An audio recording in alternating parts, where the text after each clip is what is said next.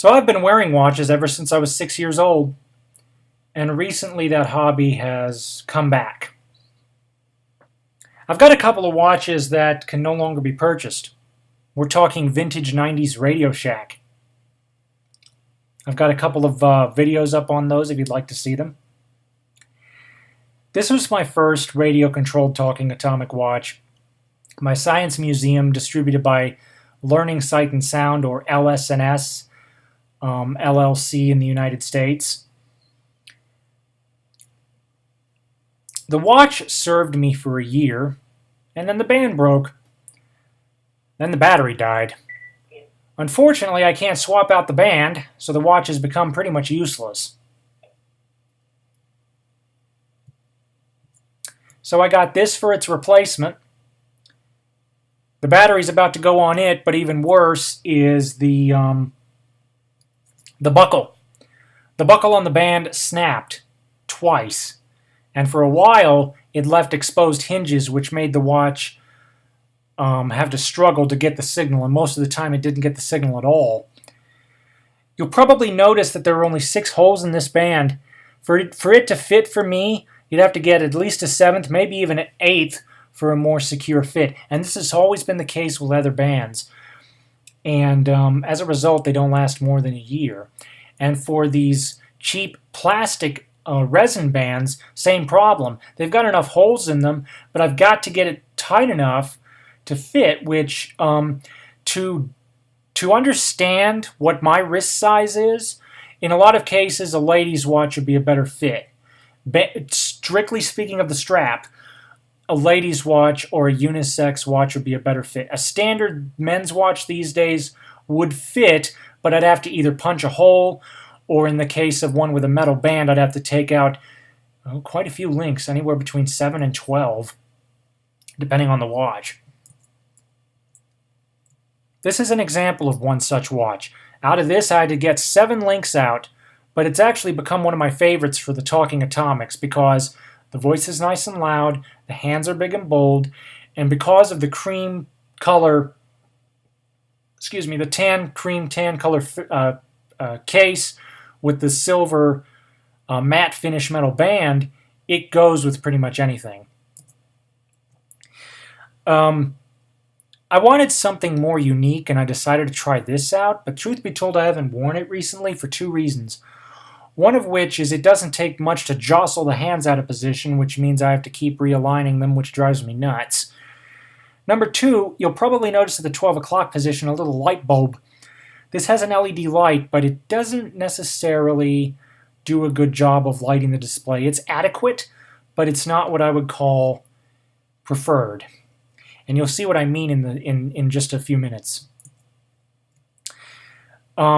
So compared to that, we've got this, which lights up. It's got a light on it. You can see the lower right button says light/set, and it has a full electroluminescent backlight, sort of a medium blue. Truth be told, I used the light more than I used the speech, because I can use magnification. I can see bookmarks, people, window, history, edit file, Chrome. So speech for me has always been a supplement, and if I have a good backlight on a watch, I don't really need the speech at all. So I went ahead and got this. Like I said, I used the speech more than I did, I used the light more than I did the speech.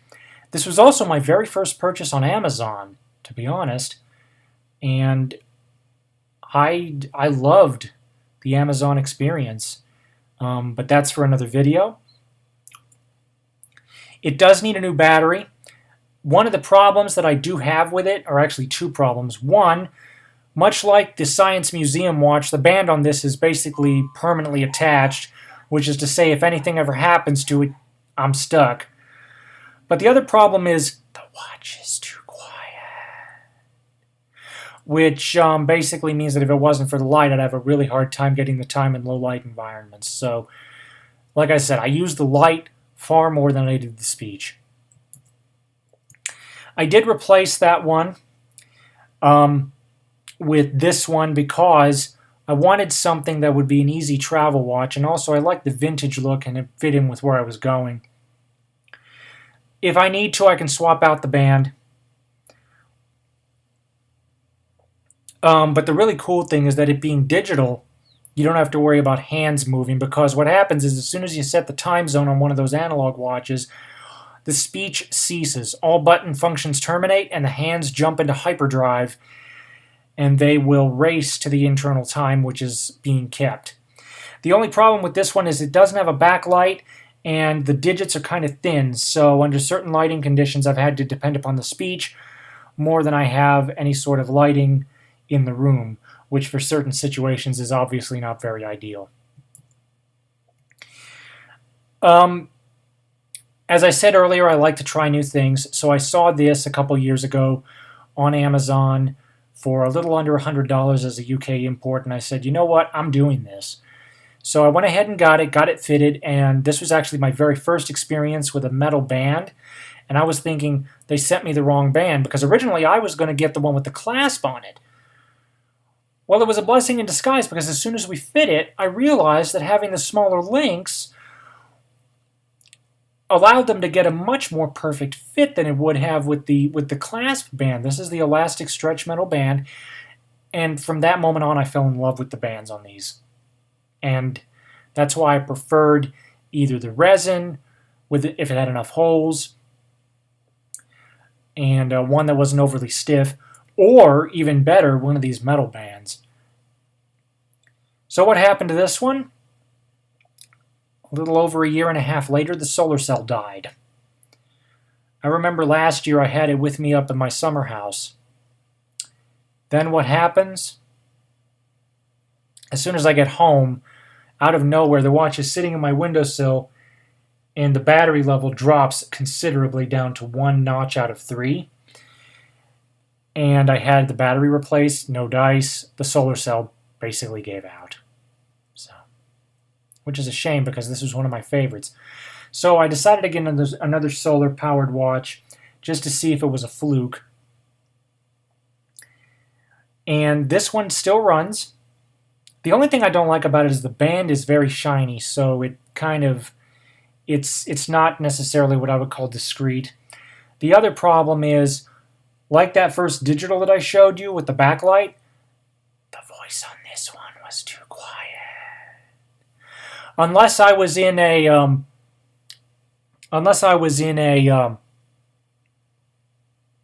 quiet environment, hearing this was almost impossible. I did have another watch that had the exact same voice chip, so I was already familiar with how the voice enunciated, how it said things. So I already knew what to listen for. Now, if this had been my first experience with that voice in a loud environment, I wouldn't have been able to hear anything, and if it was low light, you can forget about checking the time. Those two were not my first solar-powered watch, though. This was. This is the Casio G-Shock GWM 500A 1CR. Say that 5 times fast. And originally, I didn't want a G-Shock, but I couldn't find anything in the Wave Scepter that was relatively recent. And at the time, I was worried that it was going to be cut out of production at any moment. 3 years later, I'm a little bit more informed about that sort of thing. Anyway, so I got this, fell in love with it, and it's become my go-to watch for 2 separate occasions in particular. One, the gym. I always like to wear this to the gym, especially if I decide to go swimming. 2, rain. If anybody ever sees me out and about and I'm not wearing gym clothes and I'm wearing this, you better look above your head and have an umbrella ready, because that's when they detected rain in the forecast. That's when I'm wearing this. What I love about this is that it's got a very powerful backlight, and the digits are nice and big and bold, so I'm able to see them without a problem. The downside is the time digits are fine. I can see the date if I get close enough. But this dark red on black is horrible for contrast. And these little windows here, what they call eyes, these little segments, The only reason I know what these are is because I was able to magnify the image like I'm doing right now and memorize where everything was. If I'd bought the watch, say, off a JCPenney without having first looked at it or gone over the manual, I wouldn't know where anything was. Now, even though that's the case, I still have to go into the menus to find out which one of my alarms are on or which is snooze is on or whether or not my signal is engaged, because these three together, or actually, I'm sorry, it's these three together, the DST, signal, and alarm, they look like one big section, which is representative of this area here in the middle, which is nice for the middle, but not so nice for the right eye. Because again, I have to go into the menus, which is kind of annoying. Whereas with the middle eye, because it's only divided up into three sections, I can tell that when the 2 o'clock section is lit, the battery is on high. If it drops down to 6, then that means it's on medium, and if it drops over to 10 o'clock position, that means the battery is low. So this is my first G-Shock. I gave my second one to a relative who absolutely loves it. Then I decided to try my hand at automatic watches. And believe it or not, I'm not wearing them. 2 reasons. One, I've got so many watches that I keep forgetting to wind this. And in order to get the best out of an automatic, you really do need to wear it all the time. 2, excuse me, the description on Amazon was incorrect. I read the dimensions, and it made this watch seem a lot smaller than it was in person. This watch is also extremely heavy. So much so that I don't wear it, like I said, I don't wear it much. In fact, to be honest, I haven't worn it since the 18th of some month, and maybe it's been 6 months, maybe it's been a year, I don't remember. All I know is that it stopped sometime on the 18th, probably after around 12 o'clock in the afternoon. But I got this because I wanted a mechanical that stood up to heavy rains. I didn't realize it was going to be as heavy as it was, otherwise I would have gone with something else. But the inspiration for that was this. This is my late father's Bulova. It's a 30-year-old Swiss mechanical. And you'll notice that on my small wrist, this is probably a 34 to 38 millimeter diameter case. Perfect fit. It's like it was made for me. We had to take 12 links out of the band to get it to work, but it fit. Now, a bit of a story about this watch. My father said that it had broken. Okay, he thought that maybe the mainspring had been damaged. And so we got him an old West Clocks $25 quartz watch, just a cheapie, to replace it. Well, I decided to take it out of his office and set it on my desk, and I had it sitting sideways because we just couldn't get it to run. And I had it sitting sideways for a month. I had the hand set at 12 midnight. One day I looked, it was showing 12:15. I hadn't done anything. I put it up to my ear, and it was ticking. And I couldn't have been happier. This is my late father's Bulova. Like I said, 30 years old, 30 years old, and it still runs. Like I said, we went to the jeweler.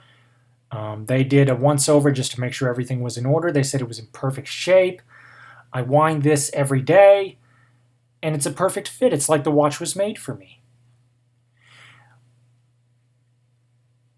It's accurate to within 30 seconds every 2 or 3 days, which for a mechanical, especially of this vintage, is not bad. The only time I ever let it stop is when I'm too busy that I forget to wind it, or if I'm about to go on vacation. Because if I'm about to go on vacation, especially if I'm going to be gone for any particular length of time beyond a couple days, I just let the watch wind down and stop. And I'll just wind it when I get back. I'm afraid to take this with me on the through the TSA security checkpoints because of what the magnets could do to the mechanism. Now, typically I wouldn't be so worried if the watch wasn't so old and to be honest, irreplaceable, literally irreplaceable. Bulova has no record of this watch. I already talked to them, and there are no pictures on the internet. This is literally one of a kind, irreplaceable. And in fact, in my viewpoint, it's become a family heirloom. Starting with my generation, this is my father's watch. To my children, it will be their grandfather's watch, and I'm going to give it to them at some point. If the universe gives me children, but that's a whole other discussion.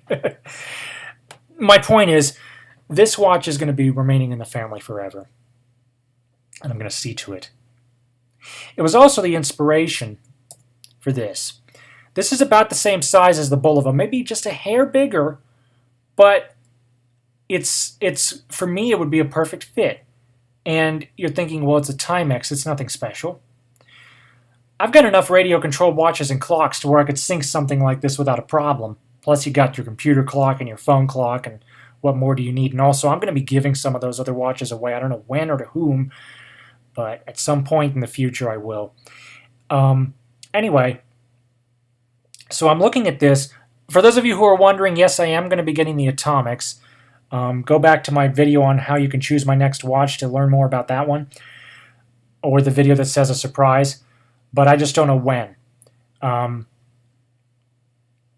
So I'm going to be getting more immediately because it's cheap. It's $30, and it's something that I've been looking for a while because I love analog watches. This has nice big numbers. It's part of their Easy Reader line, but you'll notice at the 6 o'clock position, Indiglo.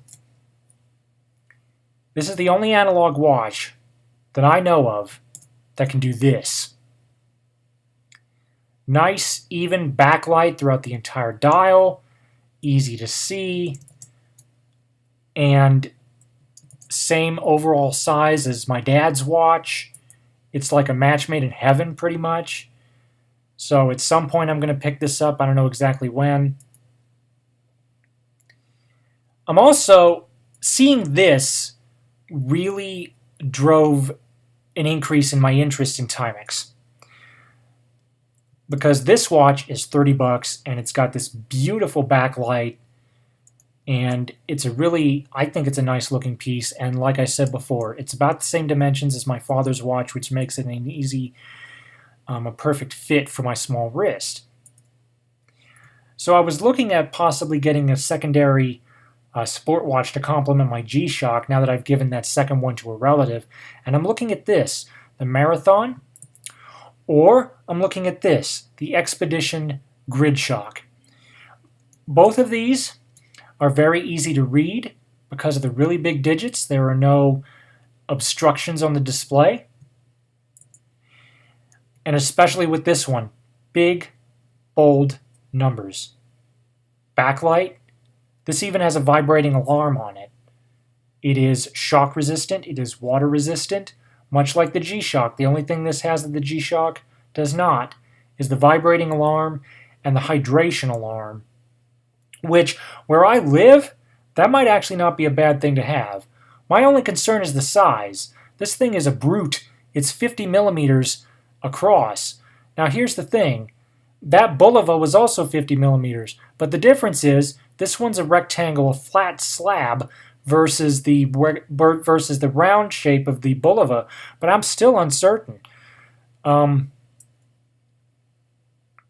do like the fact that this is easy to read, but I just hope that it fits my wrist. It should. It's got plenty of notches, but it'll be interesting to see how it wears.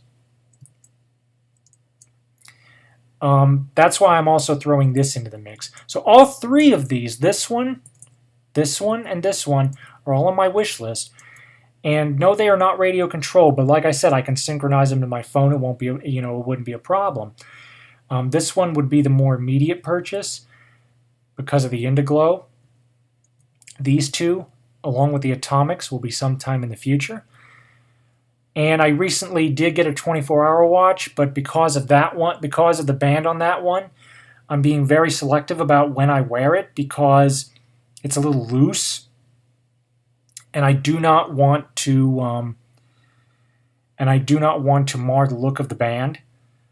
It fits, but it's not as tight as some of my other watches, and I don't like the watches rolling around too much.